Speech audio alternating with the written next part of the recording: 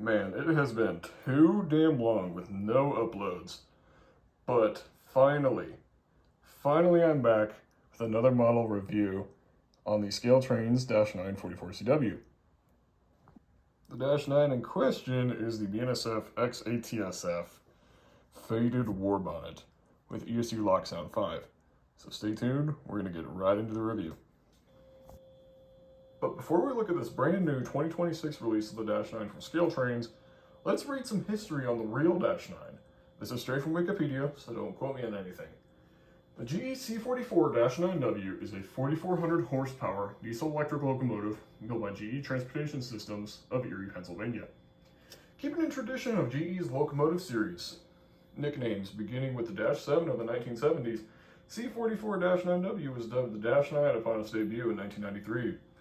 Part of GE's -9 series of locomotives, the -9 44CW shares its frame, high-adhesion trucks, 16-cylinder 7FDL engine, 752 AH31 traction motors with the GE -9 40CW, while the more common -9 44CW features 4,400 horsepower. Software in the -9 44CW's engine governing unit restricts its power output to 4,000 horsepower. Continuing with some more stats, the -9 44CW has a length of 73 feet 8 inches, that's 22.45 meters, a width of 10 feet 3 inches, that's 3.12 meters, a height of 16 feet 0 inches, that's 4.88 meters, and she weighs in at a hefty 425,000 pounds or 193 kilograms. The -9 44CW is geared for a top speed of 74 miles per hour or 119 kilometers per hour. And as previously mentioned, she outputs 4,400 horsepower.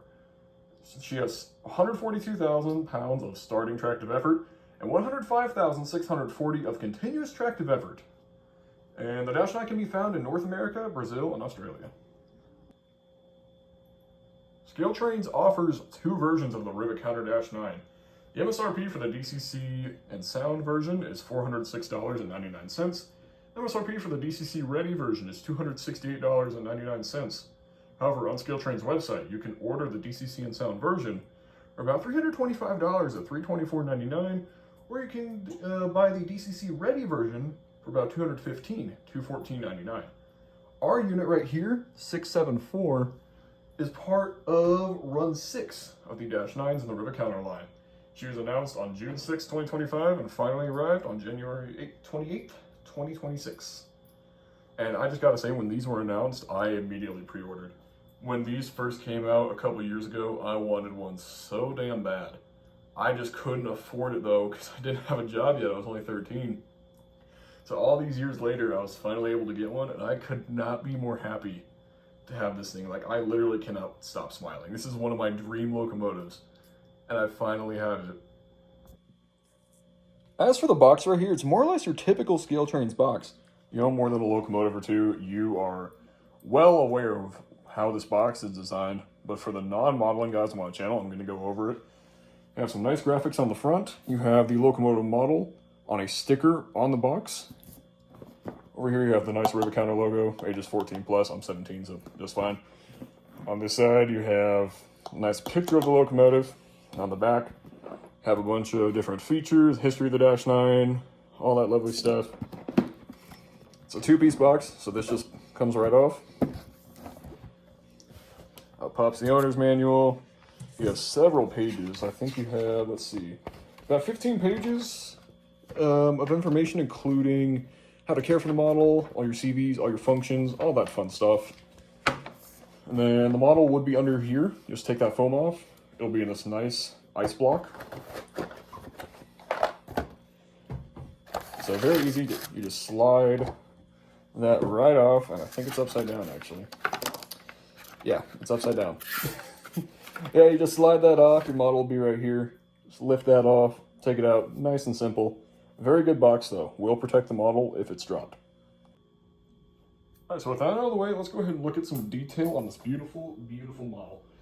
Alrighty, so starting up at the front, we have our ScaleTrains metal knuckle coupler, which is painted a gray color to represent, you know, being exposed to the elements and all that stuff. Our accessory hoses, our MU cable, pile mounted ditch lights, nicely done plow, nicely done the steps with see-through grading. We'll take a better look at that later. Moving up, we have our anti-climber, our stanchions, we have our door to get into the cab, separately applied handle, cab door, LED headlight, separately applied grab irons. And then we also have up here sand filler hatches, grab irons, and then we have our LED number boards, nicely done windshields with etched metal wipers.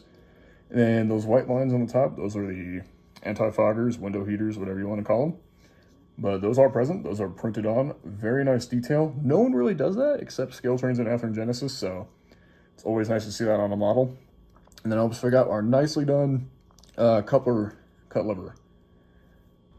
Moving on to the conductor side of the locomotive, the previously mentioned see-through grating, you can probably see a little better here, but it is very nicely done. We have our nice truck detail with the high adhesion frames, speed recorder cable, independent brake cylinders, rotating bearing caps. 674 is printed nicely on the cab. We have some compartment doors down here. BNSF patch. We have the replacement HVAC unit, which is a very, very nice touch. A replacement cab window sunshade with some rust elements on it. We have the tinted cab windows. It's hard to see, but inside the cab, there is a fully done interior. So if you want to add crew figures or other details in there, you totally can. Continuing with the conductor side, on the long hood, we have our dynamic brake fan vents right here. Nicely done. They're painted a rust color to match the rest of the theme of this model. We have our nicely done and separately applied yellow grab irons. Another vent here. Our engine compartment doors are nicely done. You'll notice we have, it says ScaleTrains here, and that's because we have our, these compartment doors were swapped out from an H2 unit. One of my favorite features on this model. I absolutely love that. It is so cool. And you'll notice on the rest of the Santa Fe lettering, particularly on the F and the E, it's peeling away. So if you're a guy who loves to weather stuff, you want a good afternoon project, definitely pick one of these up because it'll look so good when you're done. All right, continuing on, I'm losing my train of thought. We have our air intakes back here, nicely done brake wheel, radiator fans, which are separately applied. You can hear that. We have our exhaust stack, which is nicely done. It has depth, as you can see. And it's painted a dark gray, giving the illusion of, you know, all the years of that smoky diesel exhaust is pouring out of there. It's kind of built up on there. So that's a nice effect. We have our Leslie RS3K air horn, which this is one of the best horn casts I've seen on a model. Not only do the bells have depth, but the rear of the bells, you can actually see all the bolts and stuff, which I personally love. It makes the model look so much better. We have our fuel tank here as well. Nicely done steel bell. And back here, let me move the camera a little bit, we can see our separately applied truck chains, which are very, very nice detail in the rear steps as well. All right, now we're looking at the back of the locomotive. We have our nicely done ScaleTrains metal knuckle coupler, painted that same kind of grayish brown. We have more accessory hoses, our coupler cut lever, MU cables, spare coupler knuckles on the rear, common Santa Fe practice. These steps to get up, which as I previously mentioned, have that see-through grating, but you can definitely see it better here. Then we have the anti-climber, nicely done stanchions, ladder getting up, our tail light. We also have our sand filler hatch up here. Now we got the locomotive flipped around to look at the engineer side. So back here you can see a different configuration for the air intakes. We have different truck detail over here. There's no brake chain. On the fuel tank we actually have our air tank reservoirs. We have our sight glass, emergency cutoff switch, our fuel cap, which is separately applied and separately painted. Very, very nicely done. I never noticed that. Santa Fe over here, unfortunately, does not say Santa Fe. There's no H2 replacement doors on this side, only on the conductor side. We have our steps to get up into the back of the cab, and we have our LED catwalk light right here, which we will take a better look at that as well. Dynamic brake fans, another cooling fan here. We get another look at the RS3K up top. We have our air filters down here, which unfortunately, those air filters are the wrong type. They should be the bigger, more rounded ones. It's not a huge deal though. I'm not gonna mess with it at all. It doesn't bother me too much. And then we also have our separately applied cab door handle right here. Now I do wanna mention, when I first got this locomotive, this section of the handrails, these handrails were badly warped. I was frustrated at first. I came back a few hours later, and they've almost returned to normal, so I don't know what the hell happened, but I'm not complaining at all. Alright, now we're looking at the cab. More or less the same as the other side. Actually, it's a little bit different. We have our flag brackets right here. And you'll see here, the sunshade is the original one. It's not replaced. It's got the peeling paint, no rust or anything. We have some different plumbing detail. We have a dummy catwalk light, or sorry, excuse me, dummy ground light right here, which this model does not have ground lights. So if you want to install them, you totally can, but it does not have them out of the box. All right, so now we're going to look at the top of the locomotive, because there's a lot of good detail up here too. So we have our previously mentioned radiator fan grills. You can definitely see them a lot better now. Has some rust elements going on, but you can get a better look at our exhaust stack and the RS3K. More paint peeling effects. We have our antennas up here. More paint peeling on the nose. Overall, just a very, very distressed and weathered looking locomotive. As I previously mentioned, if you're a guy who loves to weather this stuff, definitely consider picking this one up. Alrighty, with all that out of the way, now it's time to fire her up and listen to how she sounds. This locomotive is equipped with ESU V5, so F8 is going to start her up. And you'll see our catwalk light and the number boards come on when F8 is pressed.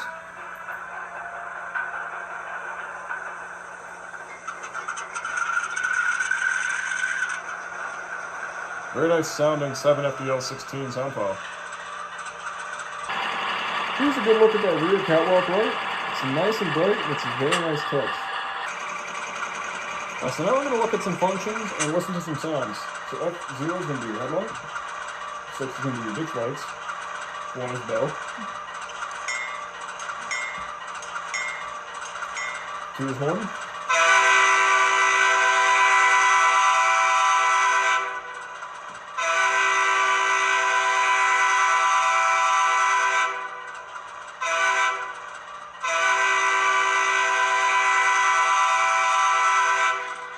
Very nice sounding RS3K.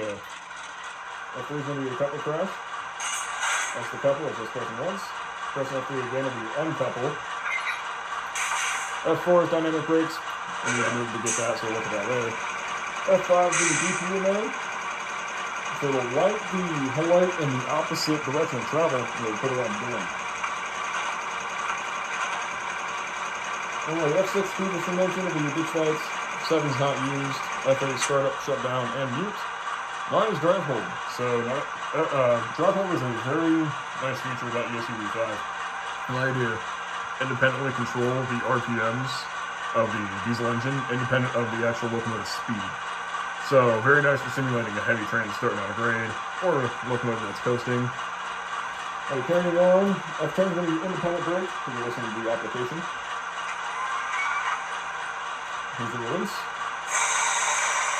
And that will bring the locomotive to a stop and hold it at a stop. It'll decelerate according to the momentum settings you have programmed in.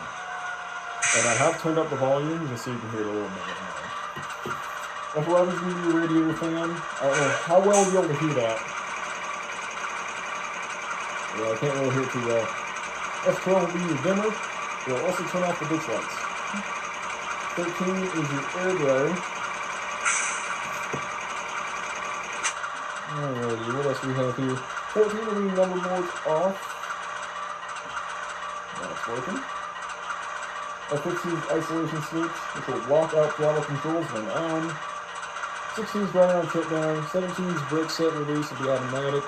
F18 is standing drive, and you might be able to listen to that real quick. Very quiet. You can hear it. F19 is going to be short air let off. 20 is going to be your compressor, which we've already heard like a million times, but here we go again.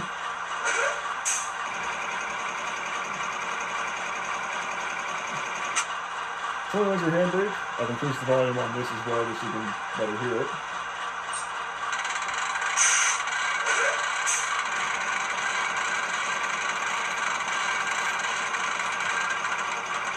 The application. Here's the release.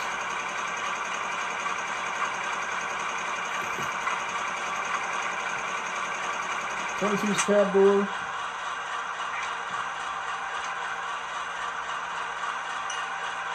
very, very quiet. 23 is going to be under compartment doors. Might be able to hear this a little better. There we go. The F-24 will be your reversal center. So essentially when you're working under the neutral, you won't be able to move if it's activated. And it'll be that little click you just heard. 25 is your shutters open and close. Have a listen to that real quick. Probably sounds like cooling shutters. 26 will be your manual notching up and run 8. 27 will be your manual notching down and coast. 20 is your manual notching logic. So basically, let me explain that. If F20 is active, pushing F26 will only increase the RPMs by 1 notch. If F28 is off, pressing F26, she'll go straight to notch 8. Same thing with F27. If F28 is not active, it'll just go straight to idle no matter what speed you're at. However, if F28 is active, F27 will decrease the RPMs by 1 notch each time, similar to notching up with F26.